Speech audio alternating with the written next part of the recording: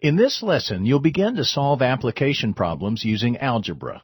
In most textbooks, word problems are organized by what we'll call the topic. For example, some problems are about consecutive integers, or motion, or interest, or solutions.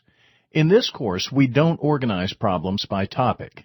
We do cover the same kinds of problems, but we organize the problems by the mathematical relationships in the problems. When problems are organized this way, it's much easier to recognize patterns that are consistent from problem to problem. These patterns are mathematical relationships, and algebra is just a way to express them. In this lesson, the first kind of problem we'll look at will involve the sum and difference of two numbers.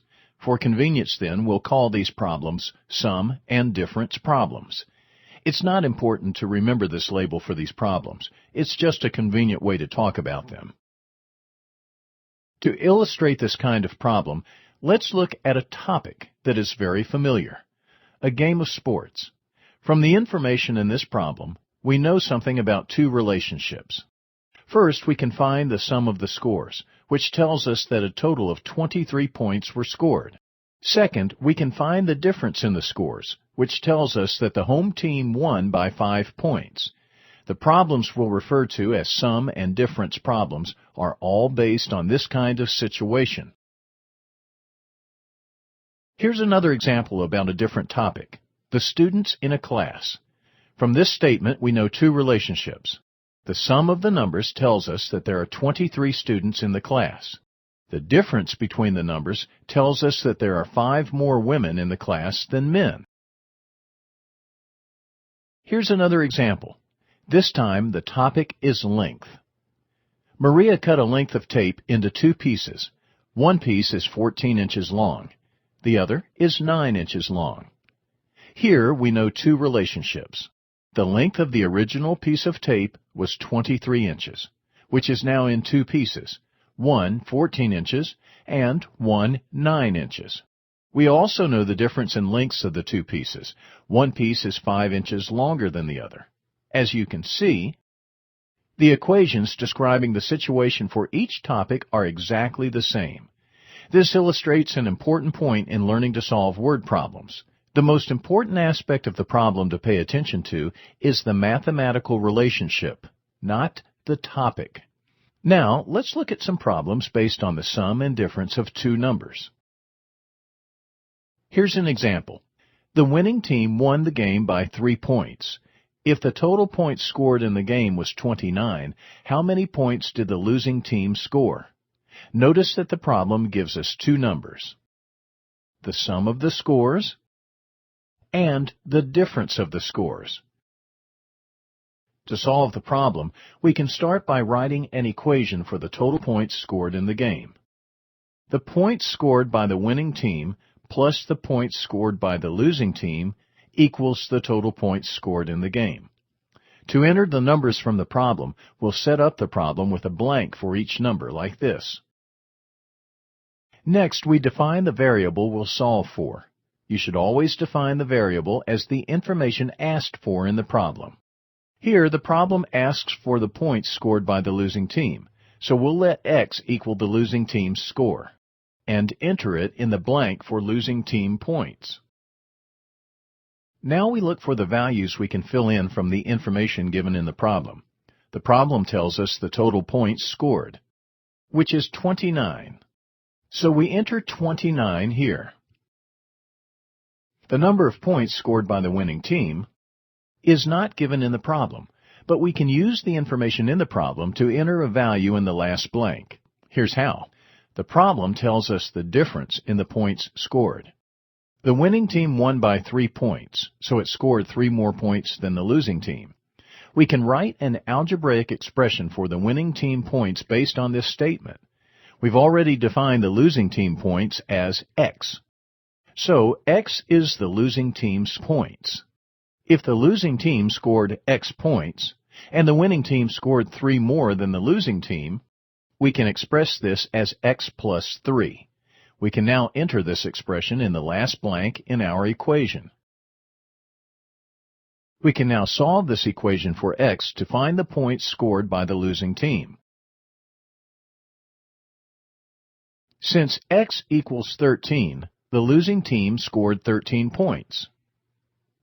We know that the winning team scored 3 more points than the losing team, so we can write this equation for the winning team points. 13 plus 3 equals 16. This means the winning team scored 16 points and won the game by a score of 16 to 13.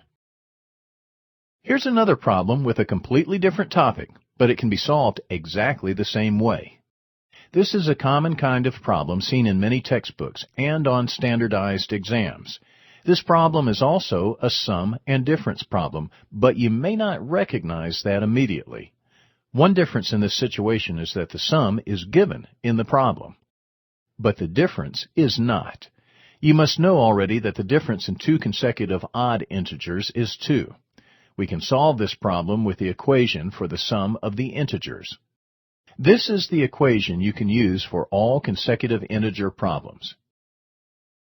In this case, the question asks for the value of both integers. When that's the case, you can let x equal either integer.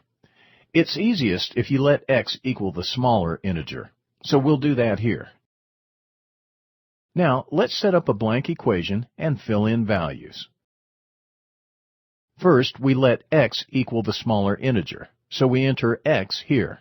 Next, we look for information given in the problem. We're told that the sum of the integers is 24, so we enter that here. We can write an expression for the last value, the larger integer, from what we know about the difference in consecutive odd integers. We already let x equal the smaller integer. The next larger odd integer is 2 more than the smaller odd integer, which we can write as x plus 2. We can now substitute this value in the last blank in our first equation. We can now solve the equation. X equals 11, so the smaller odd integer is 11. Since the next larger odd integer is 2 more than 11, the larger integer is 13. Last example. Angle A is 10 degrees more than its supplement. How many degrees is angle A? This is a sum and difference problem because we know that the sum of any angle and its supplement is 180 degrees, and the problem tells us the difference in the angles, which is 10 degrees. We can write this equation to solve the problem, where A is the unknown angle and S is its supplement. The problem also tells us that the difference in the angles is 10 degrees. We also know that A is the bigger angle, since it is 10 degrees more than its supplement. That means we can write a literal expression for A like this. We can now replace A in our original equation with this expression, S plus 10.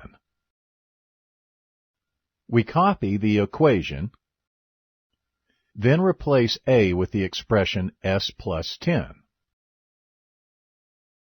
We now solve the equation. We see that the supplemental angle S equals 85 degrees. To find the value for the right angle A, we take the original equation, then replace S in the original equation with 85. Then solve for A. We see that A equals 95 degrees. In the remainder of this lesson, you'll work problems like these. For each question, you'll complete 3 steps. First, you'll choose labels for the 2 numbers, like this. Then fill in the values for the problem. Last, you'll solve the problem and enter your final answer. Now, do the rest on your own.